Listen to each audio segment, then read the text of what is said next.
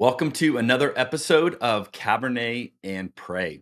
Before we begin today, I want to let you know some exciting things on a bit of a personal note. If you have followed along thus far, you know that Michelle and I own a short-term rental in Oregon wine country in a little town called Dundee.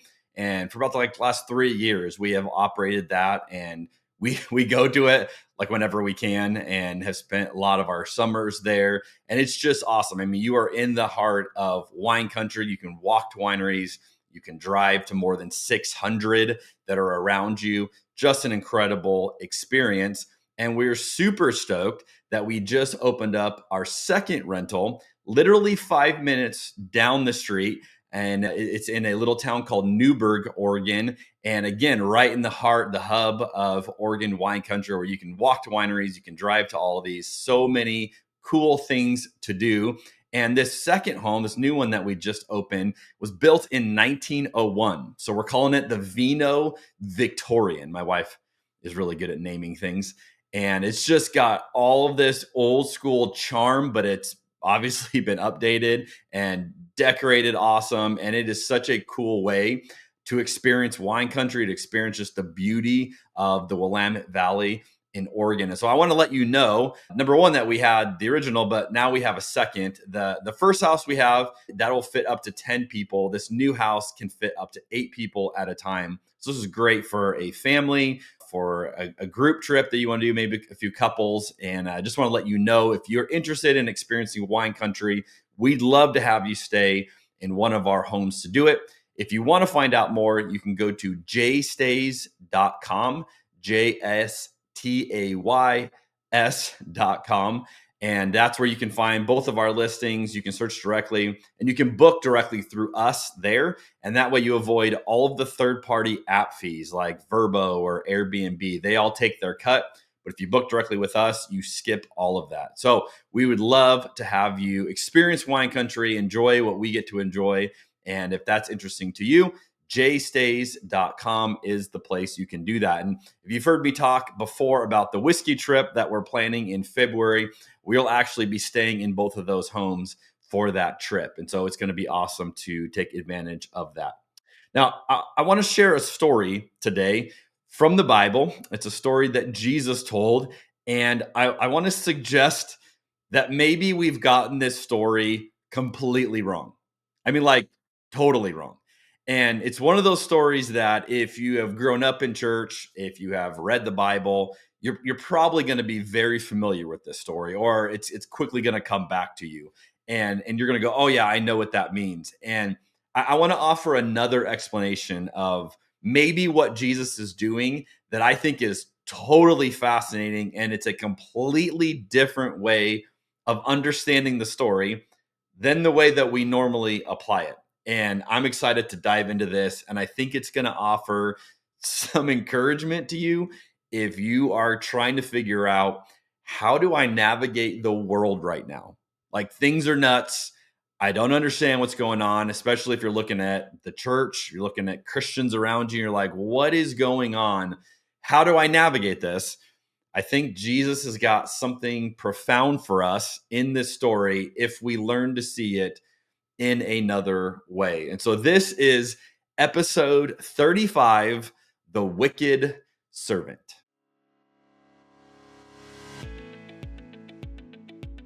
I've never shared this with anybody publicly. There's so many things happening in this conversation right now. 1,000 years from now, people are going to be looking at this podcast saying, so this was the breakthrough. If this was SportsCenter, that would be like such a hot take. Skip Bayless would have no idea. Stephen A. Smith would have no idea what to say if you drop that down.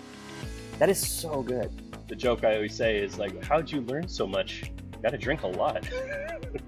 The power of food and beverage to lubricate an environment. Resistance to change is hurting the church. I'm not in the camp that God has a penis or a vagina or a body at all. I'm in the camp that God is a universal spirit. This is the strangest podcast that I have been on. I don't even know what to do. I'm kind of geeked up about this wine. So this is my second glass, and it delivers a little more of a punch than I expected. So if I get a little loopy, it's your fault. You told me to drink on the show. You've uncovered the mystery. You've exposed the formula. You've just duct taped together a number of things that aren't normally hanging out together, and I'm here for it. We're going to sit down at a table, we're going to have a glass of wine and some food, and we're going to talk about the beauty of Jesus. Thank you for the hospitality that this particular podcast provides folks like myself, and I know others, to be curious around their faith practices. I will never forget the first time I bought a bottle of wine by myself, which was yesterday.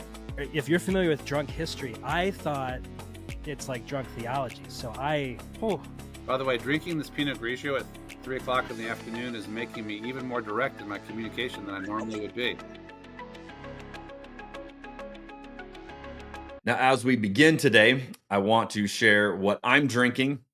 This is going to be very hard to pronounce, so I'm just going to put that out there. This is a 2019 Quinta das Carvalhas from Douro, Portugal. And I love wines from Portugal. I think you get an incredible value for the price. So if you're one that's like often trying to find a deal, this is incredible. In this particular one, the primary grape is called Touriga Nacional. And that's likely something you're not familiar with. For those who are enjoying this on video, you can see just super deep red in my glass. I mean, this is a big boy wine. Now, this grape is traditionally used for port wine. So if that's maybe something you're thinking about, it's a sweet wine from Portugal, but they can also make it dry. And I would say if you like Cabernet Sauvignon, that tends to be your go-to, give this one a try. You might really like this grape and this region, but it's very similar. This is big fruit, big body, big tannin, big alcohol. I literally have friends who look for the alcohol content in wines. This has got all of that and really good. I mean, this is not like one of those that's going to knock you over. I often, say like, do you need a piece of meat with the wine? I don't even think you do. This would go great with that. But I'm just enjoying this glass, and it's been amazing. I'm getting plum, blueberry, vanilla, even some baking chocolate, just lots of great flavors, very well balanced, and it did not break the bank to get this bottle. So that's what I'm drinking, something I'd recommend you check out if you're a Cab fan. And hopefully, if you are enjoying this episode, not behind the wheel of a vehicle or moving somewhere, you're able to enjoy it with a glass of something yourself. So cheers to you on another episode of Cabernet and Pray. Okay, today's passage we're going to get into is Luke chapter 19. We're looking at this story that Jesus tells. And again, if you have a church background, you may go, yeah. I know exactly what this is. I'm familiar with this. But let's go through it together. Hang with me. Let's see what Jesus is doing, because I think it's actually super cool, but it's a little bit below the surface. Here's what it says. The crowd was listening to everything Jesus said. And because he was nearing Jerusalem, he told them a story to correct the impression that the kingdom of God would begin right away. He said, a nobleman was called away to a distant empire to be crowned king and then return. Before he left, he called together 10 of his servants and divided among them 10 pounds of silver, saying, invest this for me while I'm gone. But his people hated him, and they sent a delegation after him to say, we do not want him to be our king. Now, after he was crowned king, he returned, and he called in the servants to whom he had given the money. He wanted to find out what their profits were. The first servant reported, Master, I invested your money, and I made 10 times the original amount. Well done, the king exclaimed. You are a good servant. You have been faithful with the little I entrusted to you, so you will be governor of 10 cities as your reward. The next servant reported, Master, I invested your money and made 5 times the original amount. Well done, the king said. You will be governor over 5 cities. But the third servant brought back only the original amount of money and said, Master, I hid your money and I kept it safe. I was afraid because you are a hard man to deal with, taking what isn't yours and harvesting crops you didn't plant. You wicked servant, the king roared. Your own words condemn you. If you knew that I'm a hard man who takes what isn't mine and harvests crops I didn't plant, why didn't you deposit my money in the bank? At least I could have gotten some interest on it. Then turning to the others standing nearby, the king ordered, take the money from this servant and give it to the one who has 10 pounds. But master, they said, he already has 10 pounds. Yes, the king replied, and to those who use well what they are given, even more will be given. But from those who do nothing, even what little they have will be taken away. And as for these enemies of mine, who didn't want me to be their king, bring them in and execute them right here in front of me. Now, this is an intense story, a lot going on here. Let's unpack it. First, want to point out this is a different parable than the parable of the talents. Now, they're very similar. And so you may be thinking of that story. That's in Matthew 25. That's a different story with some different details. We tend to think of them as exactly the same, but I want to just suggest that let's let this story stand alone because this story has got some very interesting details to it. Now, in Luke 19, the story we just read, there are 10 servants who are sharing 10 pounds of silver from the master, okay? Now, presumably, they each get 1 pound to work with, and they are going to go then do what they do with it. Now, only 3 of the 10 servants are highlighted, so we don't know the other 7. We don't know what they did with it. In the story Jesus tells, only 3 of them are mentioned. Now, the first one takes that 1 pound, gets a 10-fold response, and gets 10 pounds back. So he's carrying 10 pounds. That's what he brings. The second one gets a 5-fold response. So he takes that 1 pound, makes it 5 pounds. The third servant takes the 1 pound and returns the 1 pound. It does not multiply. It does not go anywhere. It just stays the way it is. Now, in the story, the first 2 servants get rewarded with money and jobs in the new kingdom. Okay, so there's an implication here, if you read the words carefully, that they get to keep the money, which doesn't really make sense. But when they talk about taking the money and giving it to the one who had 10, they say he already has 10, like implying he's already got it, like he gets to keep this or some cut of it, however that works. So the first 2, they get money from this. Then they also get jobs in the new kingdom. They have appointments, they're going to be brought in. They're on the good side of this new king. The third servant loses the money, gets nothing to show for it, and gets a reprimand in the process. Now, how do we normally hear this story? How do we normally present this story? We normally say God is the nobleman who's going to become king. So we automatically assume if there's a king in the story, it's got to be God. So that's kind of the role of God. And then we conclude we are to learn from the mistakes of the third servant. Obviously, this is a cautionary tale of what not to do with God's stuff. And that's the way we often preach this. Now, we would say if you do a good job with what you have, God will give you more, right? So if you take it and you get a 10-fold abundant, profit, you're going to get to keep that. You're going to have that. God's going to give you even more on top of that. But if you don't, then God's going to take the little you have and give that to someone else. Now, I want to argue that there's a massive problem with the traditional way that we view this story.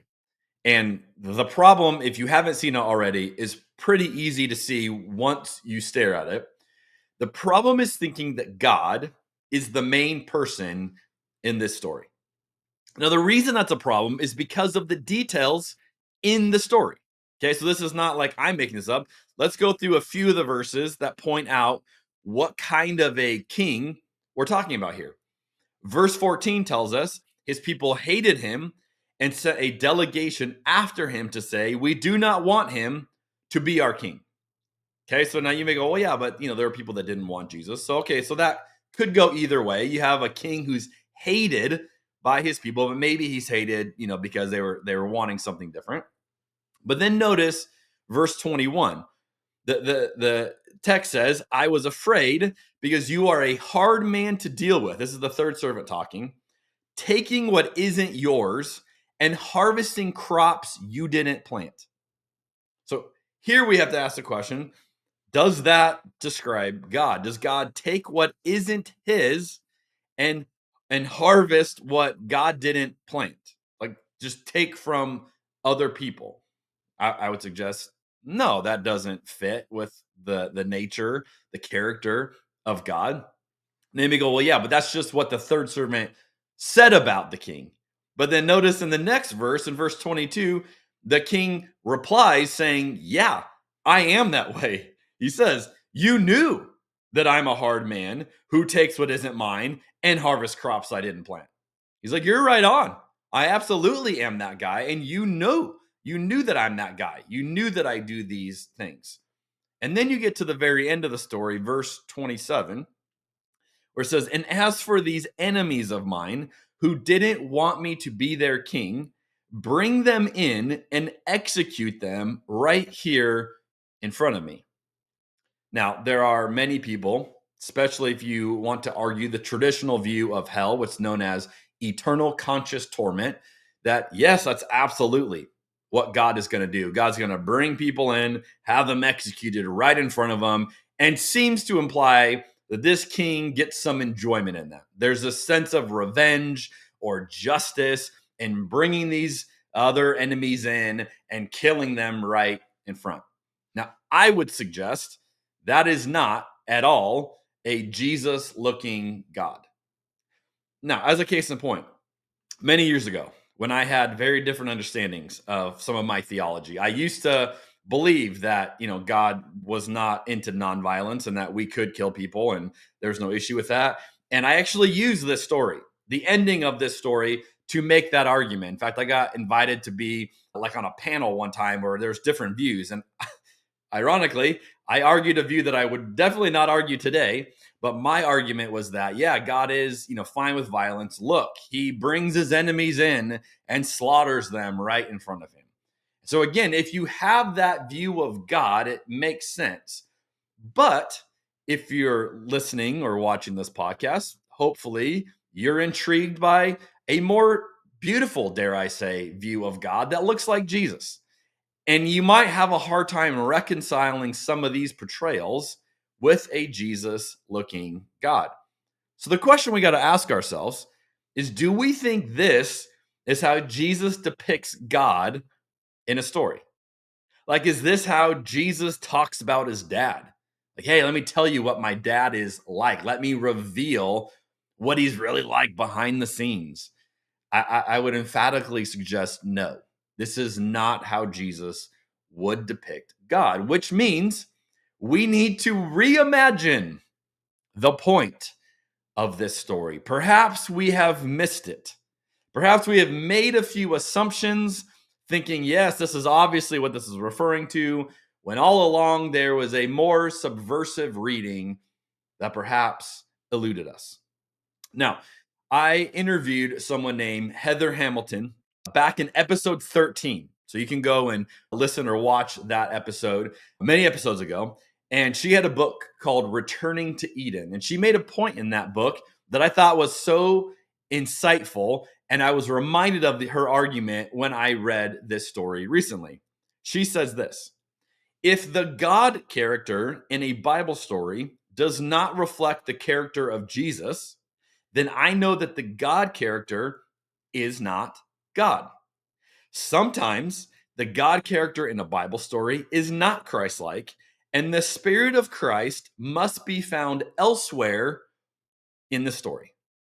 Now, when she said that and I read that, I was like, oh, that is so good and really helps us read the Bible, I would say, much better. Where all of a sudden you don't have to assume the default king character has to be God, but maybe Jesus is messing with the story a little bit. Maybe he's messing with the characters a little bit. So if we go with this, and hopefully you're still with me, where is Jesus in this story? Where is God in the story? What's going on? If you're going to say it's not the king, then who is God? Who is Jesus? Now, friends, this is where it gets really good. I'd like you to consider that Jesus actually represents the third servant. Now, at this point, you're like, huh? This is probably going to be shocking to you, because what does that servant refer to but as the wicked servant, right? So you're probably going, how on earth are you going to call Jesus wicked? No, I'm not calling Jesus wicked. I'm saying that in this story, there's a character portrayed in a certain way, and maybe that character is actually Jesus. So who calls this character wicked? Well, that would be the king who takes what isn't his and is hated by his people and slaughters his enemies in front of him. He's the king who says that this third servant is wicked. It's from his point of view, this servant is wicked. So what if this nobleman who becomes king represents many leaders in our world today? And you can probably think of a few that you would go, yeah, they lead like that. They operate like that. What if this is what Jesus talked about? That, hey, you're going to see leaders like this king. You're going to be very familiar with that. They show you the way things are done. This is how the world works. And yet this third servant decides not to play along. This third servant, notice, doesn't steal the money. He's not, pocketing it and being selfish with it. He's just returning it without playing along, without playing the game. As I was thinking about this, I was thinking, there's something else that Jesus says, and the way Luke puts it all together, it's in the very next chapter. Okay, so we're in Luke 19 in this story. If you get to Luke 20, you have another famous thing that Jesus said, and it's in a conversation Jesus is having about money. And in that conversation, Luke 20, verses 24 and 25, Jesus says this: "Show me a Roman coin whose picture and title are stamped on it." "Caesar's," they replied. "Well then," he said, "give to Caesar what belongs to Caesar, and give to God what belongs to God." Now, stare at that sentence and think, is this not what the third servant is doing? He's giving back to Caesar, to the king, what belongs to the king and no more. And saying, no, you don't get more than that. You get this. This is yours. And I'm not going to go out and work for you. I'm not going to go commit myself to making more money for you, to perpetuating your kingdom, your empire. Is this not the essence of what Jesus is saying? Give to Caesar what is Caesar, and give to God what is God's. And if you notice in the whole process, as this servant says this, there's also a willingness to suffer at his own expense. This will cost me something to do this, to make this argument, to say that. Now, what if this example is the point of the story?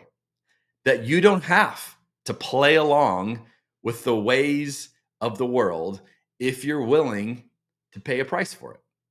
If you're willing to embrace a certain type of suffering, you don't have to play along.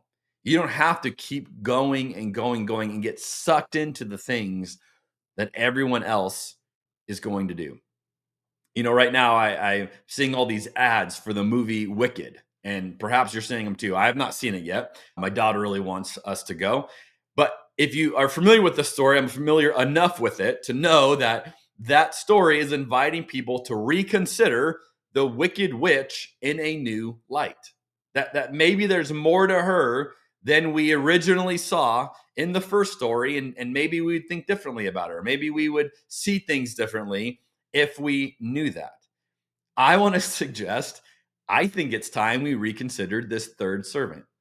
The servant that we've been dunking on for thousands of years as we have told this story of what an idiot who doesn't go and make more money and ends up losing it all. What if this servant is actually choosing something radical and incredibly profound for us today? What if the wicked servant is Jesus?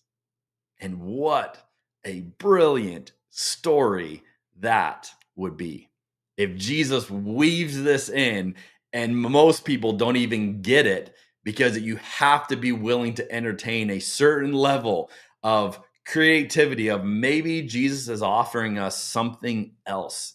If we're willing to believe that God looks like Jesus. Now, I have talked to a lot of people who do not know how to function in the world right now. Maybe you're one of them who is stressed out, who is watching what's going on and going, I don't know how to make sense of it. In fact, the line I've heard so many times, I don't know how to get through the next 4 years. I don't know what this is going to look like. And it just doesn't seem to make a whole lot of sense. Well, let's go back to the very beginning of the story because Jesus sets it up why he tells this story to begin with. Luke 19, the very first verse we read, verse 11 says this. The crowd was listening to everything Jesus said. And because he was nearing Jerusalem, he told them a story to correct the impression that the kingdom of God would begin right away. See, they're all getting ready going, this is it. Jesus is taking over. God's going to be king. It's going to be awesome. We're ready for it. And Jesus goes, no, it's not going to be as soon as you think. And so I'm going to tell you a story to set you up that it's not going to be as soon as you think. And maybe Jesus is teaching them how to live, how to engage the world they live in now before Jesus's kingdom is the kingdom that's reigning. What if he's teaching them how to live in the kingdom of this world when you know that you are waiting for a different kingdom, how to patiently exist in another kingdom? There are many of us watching the world right now. We're very confused at how things are playing out. I confess to you, as I watch the church, as I watch numerous Christians and the arguments that are made and the things that seem to be winning right now, it can be very disheartening, very overwhelming, very discouraging. And in this story, all of the ways of the world win. That the Jesus character, as I'm arguing it, loses in this story. And that's what it feels like right now, which is why I believe the story in Luke 19 offers us something. That even when it seems that everybody who goes with the new king and goes with the ways that a king does things, when it seems that they all prosper, it's still not the only choice you have.